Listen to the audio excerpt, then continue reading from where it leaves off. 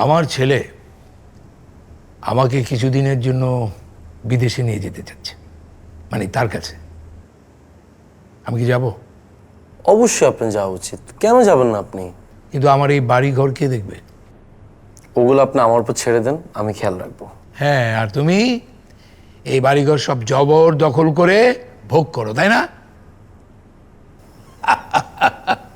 I just making fun. আমার ছেলে এই বাড়িটা বিক্রি করে দিতে যাচ্ছে। আমাকে ওর কাছে নিয়ে যাওয়া এটাই তার ফার্স্ট স্টেপ। ও আচ্ছা।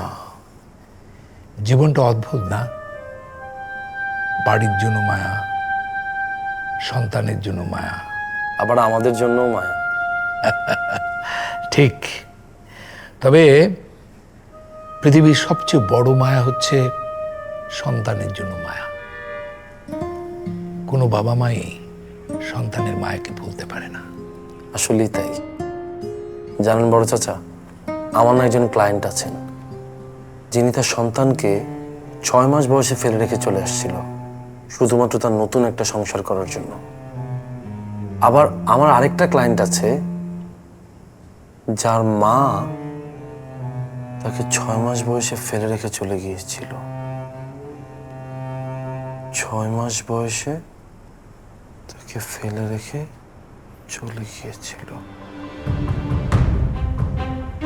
কিন্তু তোমার মার সাথে তোমার আই হেট হার। আমার প্রথম সন্তান আমাকে ঘৃণা করে। যে মহিলা তার 6 মাসের বাচ্চা রেখে আরেকজনের কাছে চলে যায় বিয়ে করে, তাকে আমি হেট করি।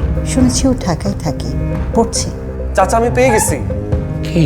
আমি পেয়ে গেছি চাচা। আরে কি পেয়ে গেছো? আপনাকে যে ক্লায়েন্টের কথা বললাম না, ভদ্র মহিলা তার মেয়েকে 6 মাস বয়সে ফেলে রেখে চলে গেছিল। আমার কেন জানি মনে হচ্ছে দুইজনের গল্পটাই এক, দুইজনই মনে হয় মা মেয়ে। আমি এখন এটা কানেক্ট করতে পারতেছি। শিমুল, শিমুল, তুমি মা মেয়ের দেখা করে দাও। না চাচা, এটা আমার নীতির সাথে কোনোভাবেই যায় না। আমি কেবল মানুষের গল্প শুনি, কারো গল্প কারোর সাথে শেয়ার করি না। আর দেখা করা তো অনেক দূরের ব্যাপার। আরে মাঝে মাঝে জীবনে এমন অনেক সময় আসে যেখানে নীতির চেয়ে সম্পর্কটাই গুরুত্ব পায়। ওদের বেলা তাই হয়েছে। কিন্তু চাচা আপনি যদি বুঝার চেষ্টা আরে করেন। কোনো কিন্তু না। হয়তো সৃষ্টিকর্তাই তোমাকে পাঠিয়েছে এই মা মেয়ে দুজনে দেখা করে দেওয়ার জন্য।